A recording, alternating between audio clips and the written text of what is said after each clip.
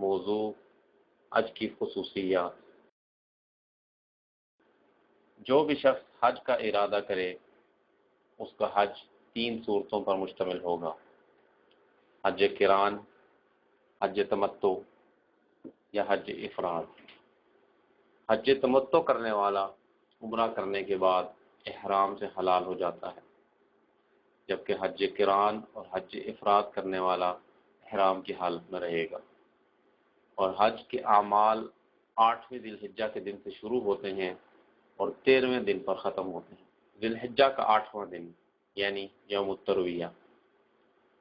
اس دن کو یوم الترویہ اس لیے کہتے ہیں کہ ترویہ عربی زبان میں سیرابی کو کہتے ہیں، اور پہلے زمانے میں حجاج کرام اپنے ساتھ اتنا پانی لے کر جاتے تھے جو ان کے لیے وہاں یعنی عرفات اور مینا میں کافی ہو سکے، کیونکہ وہاں پانی نہ ہوا کرتا تھا۔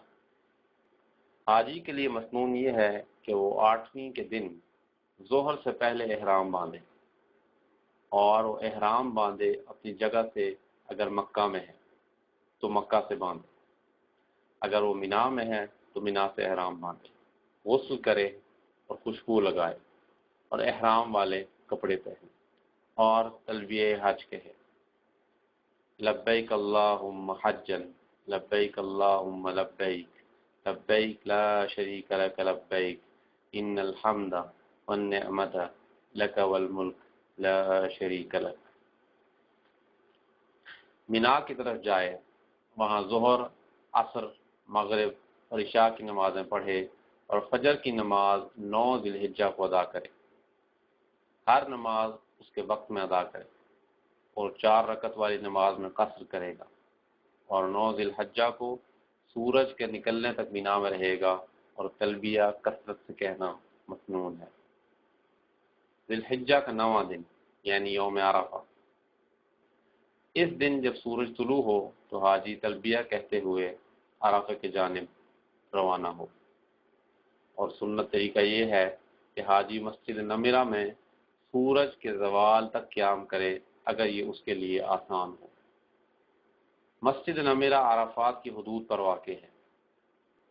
پس جب سورج ڈھل جائے اور ظہر کا وقت داخل ہو جائے تو مسلمانوں کا امام یا اس کا نائب خطبہ دے، اور مناسب یہ ہے کہ خطبہ مسلمانوں کی موجودہ حالت پر مشتمل ہو اور خطبے میں توحید کا درس ہو اور ان کو حج کے احکام اور دین کی اہم باتیں بتلائے۔ پھر ظہر اور عصر کی نمازیں قصر کر کے پڑھی جائیں گی۔ اگر حاجی مسجد نمرہ میں رکے بغیر عرفات میں داخل ہو جائے تو یہ بھی جائز ہے۔ عرفہ میں حاجی کا وقوف ضروری ہے، چاہے کھڑا ہو یا بیٹھا ہو یا لیٹا ہو یا سوار ہو۔ وقوف سے مراد قیام ہرگز نہیں ہے۔ عرفہ کا وقوف حج کا لازمی رکن ہے۔ وقوف عرفہ کے بغیر حج ادا نہیں ہوتا۔ جب وقوف عرفہ فوت ہو جائے تو حج بھی فوت ہو جاتا ہے، کیونکہ آپ صلی اللہ علیہ وسلم نے فرمایا حج عرفہ ہے۔ 9 ذی الحجہ کو طلوع فجر سے وقوف عرفہ کا وقت شروع ہو جاتا ہے اور 10 ذی الحجہ کو طلوع فجر تک ختم ہو جاتا ہے۔ اگر کوئی شخص عرفہ میں ایک لمحے کا قیام بھی کر لے تو اس کا حج ادا ہو جاتا ہے، اور اگر کوئی شخص عرفہ میں بالکل وقوف نہ کر سکے تو اس کا حج ادا نہیں ہوگا، کیونکہ ابن عباس سے مرفوع حدیث ہے کہ جس نے وقوف عرفہ طلوع فجر سے پہلے پا لیا تو اس نے حج کو پا لی۔ عرفہ سب کا سب وقوف کے لیے ہے، جہاں چاہے وقوف کرے۔ آپ صلی اللہ علیہ وسلم نے چٹانوں کے قریب قبلہ رخ ہو کر وقوف کیا تھا، اور آپ صلی اللہ علیہ وسلم نے فرمایا کہ میں یہاں وقوف کر رہا ہوں، اور عرفہ سب کا سب وقوف کے لیے ہے۔ اگر حاجی کو دقت پیش نہ ہو تو جہاں پر آپ صلی اللہ علیہ وسلم نے وقوف کیا وہاں وقوف کرے، لیکن اگر مشکل پیش آئے تو جہاں بھی آسانی ہو وہاں وقوف کرے۔ عرفہ سے پہلے ایک وادی ہے جس کا نام وادی عرفہ ہے، وہاں وقوف کرنا ٹھیک نہیں ہے۔ پہاڑی پر اور چٹانوں پر بھی نہ چڑھے۔ عرفہ کی تمام حدود معلوم ہیں، اور اب تو وہاں جدید علامات نصب کی گئی ہیں جو کہ ہر طرف سے بالکل واضح نظر آتی ہیں۔ عرفات میں وقوف کے دوران حاجی کیا کرے؟ آپ صلی اللہ علیہ وسلم نے فرمایا کہ بہترین دعا عرفہ کے دن کی دعا ہے، اور بہتر وہ ہے جو میں نے کہا اور جو مجھ سے پہلے انبیاء نے کہا۔ ترجمہ: نہیں ہے کوئی معبود مگر اللہ کے، وہ اکیلا ہے اور اس کا کوئی شریک نہیں ہے، اسی کے لیے بادشاہت ہے اور اسی کے لیے تعریف ہے، اور وہ ہر چیز پر قادر ہے۔ اور زیادہ مناسب یہ ہے کہ مسنون دعاؤں کا ورد کریں اور اپنی طرف سے دعائیں مانگنے سے اجتناب کریں۔ اگر قرآن پاک کی تلاوت کرتا ہے تو یہ بھی اچھا ہے، اور آپ صلی اللہ علیہ وسلم پر درود بھیجتا رہے۔ حاجی کے لیے ضروری ہے کہ وہ اس دن کی عظمت اور فضیلت کو ذہن میں رکھے، اور اللہ تعالیٰ اس دن اپنے بندوں کے ساتھ نہایت سخاوت والا معاملہ کرتے ہیں، اور فرشتوں کے سامنے اپنے بندوں پر فخر کرتے ہیں اور بخشش کے دروازے کھولے رکھتے ہیں، لوگوں کو زیادہ سے زیادہ آگ سے نجات دلاتے ہیں۔ آپ صلی اللہ علیہ وسلم نے فرمایا، عرفہ کے علاوہ کوئی اور دن ایسا نہیں جس میں اللہ جل و شانہ زیادہ سے زیادہ اپنے بندوں کو آگ سے نجات دیتا ہے۔ پھر وہ اپنے بندوں کے قریب ہوتا ہے اور فرشتوں کے سامنے ان پر فخر کرتا ہے اور فرماتا ہے کہ یہ میرے بندے کیا چاہتے ہیں۔ حاجی کو چاہیے کہ وہ اس دن کے لمحات کو غنیمت جانے، توبہ اور استغفار کے ساتھ ساتھ اپنے نفس کا محاسبہ کرتا رہے، گھومنے پھرنے اور فضول باتوں اور لوگوں کے ساتھ بحث و مباحثہ میں اپنا وقت ضائع نہ کرے۔ غروب آفتاب کے بعد حاجی عرفہ سے مزدلفہ کی طرف لوٹے۔ میدان عرفہ سے مغرب سے پہلے لوٹنا ہرگز جائز نہیں ہے۔ اگر وہ مغرب سے پہلے عرفہ سے نکل پڑے تو اس کے لیے ضروری ہے کہ وہ عرفہ کی طرف لوٹ آئے، چاہے نصف رات ہی کیوں نہ ہو۔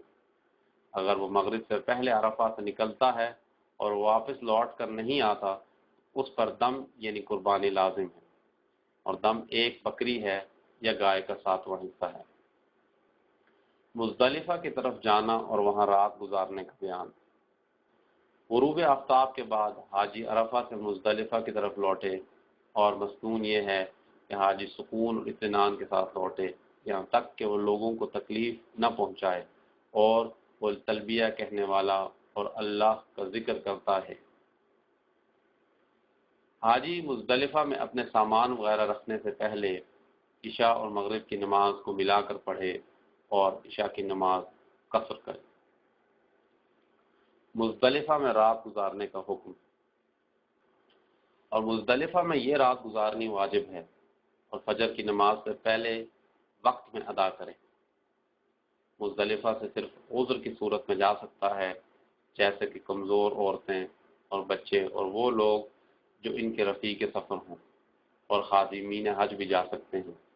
ان تمام مذکورہ افراد کے جانے کا وقت رات کا آخری پہر ہے، جب چاند غروب ہو جائے۔ مزدلفہ میں حاجی کیا کرے؟ اور جب حاجی فجر کی نماز پڑھے تو مستحب ہے کہ مشعر الحرام کے پاس آئے اور قبلہ کی طرف منہ کرے اور ہاتھوں کو بلند کر کے کثرت سے ذکر اور تکبیر اور دعا کرتا رہے، یہاں تک کہ خوب روشنی پھیل جائے۔ اور مزدلفہ میں جہاں چاہے قیام کرے، کیونکہ حضور صلی اللہ علیہ وسلم نے فرمایا کہ میں نے یہاں قیام کیا، اور مزدلفہ سب کا سب قابل وقوف ہے، اور جمع سے مراد مزدلفہ ہے۔ اور جب حاجی مزدلفہ سے واپس آ جائے تو مستحب ہے کہ شیطانوں کو مارنے کے لیے 7 کنکریاں اٹھائے، پہلے دن کے لیے اور باقی دنوں کے لیے کنکریاں منا سے لے، اور جس بھی جگہ سے چاہے لے، جائز ہے۔ ذی الحجہ کا 10واں دن یعنی عید کا دن۔ سورج نکلنے سے تھوڑی دیر پہلے حاجی مینا کی طرف متوجہ ہوتے ہوئے مزدلفہ سے واپس ہو جائے، اور راستے میں کثرت سے تلبیہ کہے، اور جب وادی محصر پہنچ جائے تو جلدی وہاں سے نکل جائے، اور یہ وادی مینا سے پہلے مینا اور مزدلفہ کے درمیان ہے۔ جب مینا پہنچ جائے تو عید کے دن والے کاموں میں لگ جائے، اور اس کی مختصر تفصیل یوں ہے۔ جمرہ عقبہ کی رمی کرنا، قربانی کرنا، سر منڈوانا یا بال کتروانا، طواف کرنا، اور صفا و مروہ کے درمیان سعی کرنا۔ جمرہ عقبہ کی رمی کرنا، اور جب حاجی مینا پہنچ جائے تو جمرہ عقبہ کی طرف متوجہ ہو جائے، اور یہ آخری شیطان ہے مینا کی طرف سے اور پہلا ہے مکہ کی طرف سے۔ پس جب ادھر تک پہنچ جائے تو تلبیہ ترک کر دے اور شیطان کو 7 مسلسل کنکریوں سے مارے، اور ہر کنکری کے ساتھ اللہ اکبر کہتا رہے۔ اور اس کا مستحب وقت عید کے دن کے صبح سے شروع ہوتا ہے، اور اگر اس نے صبح سے پہلے رات کے آخری حصے میں رمی کی تو بھی ٹھیک ہے، اور رمی کا وقت 11ویں کے دن کے صبح کے طلوع ہونے تک ہے۔ توجیحات: مسلمانوں پر یہ لازم ہے کہ اپنے حاجی بھائیوں کو تکلیف دینے سے اجتناب کریں، خاص کر شیطانوں کو مارنے کی جگہ اور حج کے باقی شعائر کے ادا کرنے کے دوران۔ اور حاجی کو چاہیے کہ اس بات کا خیال رکھے کہ کنکری کو مرمی کے حوض میں ڈالے۔ بعض لوگ اس میں غلطی کرتے ہیں اور بعض لوگ اس کو دور سے مارتے ہیں، پس کنکری مرمی میں نہیں پہنچتی، اور اس طرح کرنے سے رمی جو کہ واجب ہے ادا نہیں ہوتی۔ اور مسلمان پر یہ لازم ہے کہ شیطان کو مارنے میں مبالغہ سے اجتناب کرے، جیسا کہ بڑے پتھر سے مارنا یا جوتے سے مارنا۔ پس سنت یہ ہے کہ کنکری کا سائز مٹر کے دانے سے تھوڑا سا بڑا ہو۔ اگر حاجی نے ساری کنکریاں ایک ہی دفعہ مار دی تو یہ ایک ہی کنکری شمار ہوگی، اور اگر اس نے کمان یا تیر وغیرہ سے رمی کی تو یہ بھی ٹھیک نہیں ہے، بلکہ ہاتھ سے رمی کرنا لازم ہے۔ قربانی کرنا: متمتع اور قارن پر قربانی کرنا واجب ہے، جبکہ مفرد کے لیے مستحب ہے۔ سر کے بالوں کو منڈوانا یا بال کتروانا: آدمی سر کو منڈوائے گا یا پھر سارے سر کے بالوں کو چھوٹا کرے گا، اور منڈوانا بہتر ہے کتروانے سے، اور عورت سر کے بال کے بقدر ایک پورے کتروائے گی۔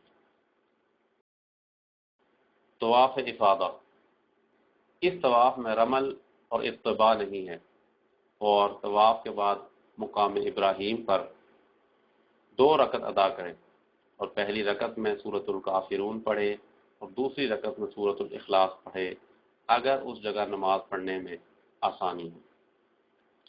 بہتر اس طواف میں یہ ہے کہ رمی اور حلق کے بعد وہ احرام کے کپڑے اتار لے اور معمول کے کپڑے پہن لے اور خوشبو لگا لے۔ حضرت عائشہ کی حدیث جس میں وہ فرماتی ہیں، میں رسول اللہ صلی اللہ علیہ وسلم کو احرام کے لیے خوشبو لگاتی تھی۔ جب آپ صلی اللہ علیہ وسلم احرام باندھتے تھے اور جب وہ احرام سے حلال ہو جاتے تب بھی بیت اللہ کے طواف سے پہلے خوشبو لگاتی تھی۔ طواف کا وقت عید والے دن طلوع فجر کے بعد شروع ہوتا ہے، اور وہ حاجی جس نے بڑھاپے یا کمزوری کی وجہ سے مزدلفہ سے آنے میں جلدی کی تو اس کے لیے عید کی رات کے آخری حصے میں بھی طواف افاضہ کرنا جائز ہے، اور طواف وداع کو عید کے دن سے لیٹ بھی کیا جا سکتا ہے، لیکن یہ افضل نہیں ہے بلکہ خلاف راجح ہے۔ صفا و مروہ کے درمیان سعی: طواف افاضہ کے بعد حج تمتع کرنے والے پر لازم ہے کہ وہ صفا و مروہ کے درمیان سعی کرے، اور حج افراد اور قران کرنے والے اگر طواف قدوم کے بعد صفا و مروہ کے درمیان سعی کر چکے ہوں ان پر طواف افاضہ کے بعد سعی نہیں ہے۔ اور جب حاجی طواف افاضہ اور سعی سے فارغ ہو گیا عید کے دن کے اعمال ختم ہو گئے، اور اسے چاہیے کہ وہ مینا لوٹ جائے اور 11ویں رات وہاں گزارے۔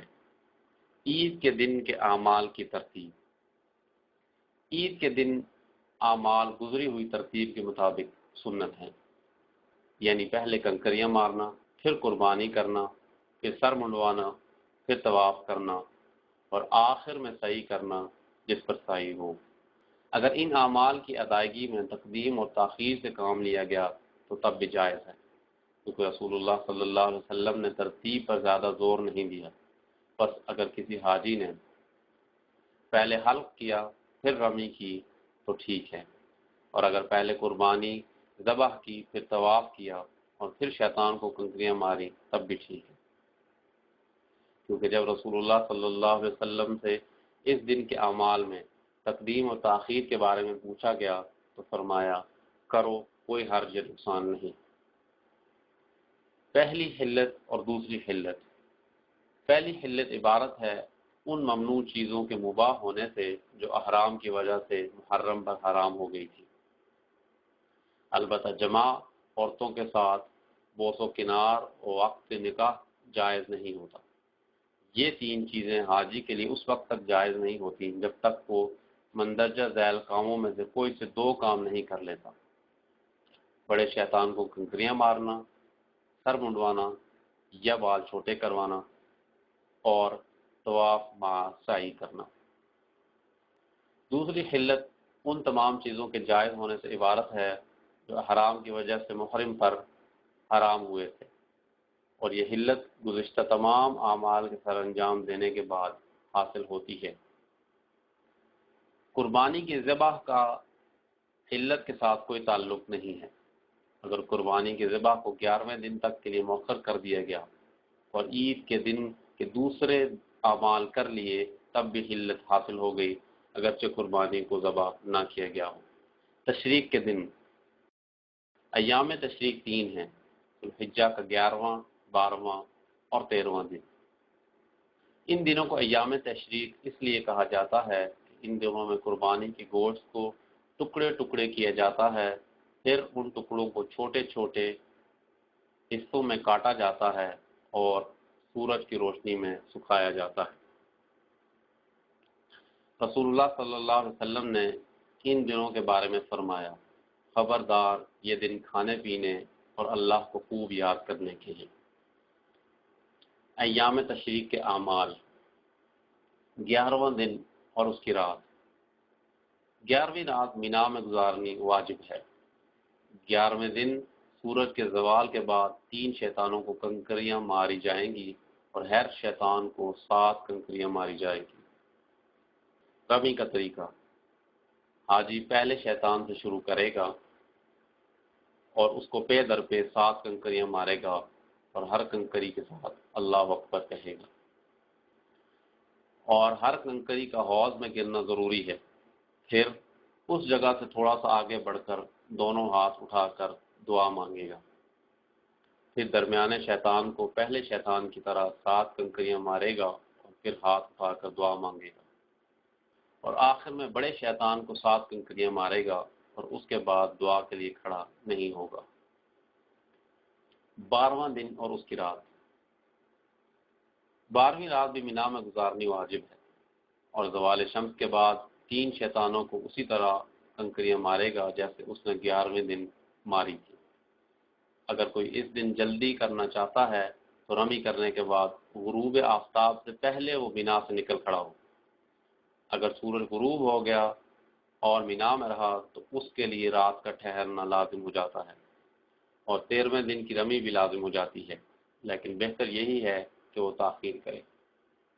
اللہ تعالیٰ کے ارشاد گرامی ہے کہ پھر اگر کوئی جلدی کرے اور 2 دن میں واپس چلا جائے تو اس پر کوئی گناہ نہیں، اور جو کوئی دیر کرے اس پر کوئی گناہ نہیں، بشرطے کہ اس دن برائیوں سے بچے اور فرائض الہیہ کے ادا کرنے میں صرف کیے ہوں۔ اگر کوئی جلدی کرے اور 2 دن میں واپس چلا جائے اس پر کوئی گناہ نہیں، لیکن بہتر یہی ہے کہ وہ تاخیر کرے۔ 13واں دن اور اس کی رات۔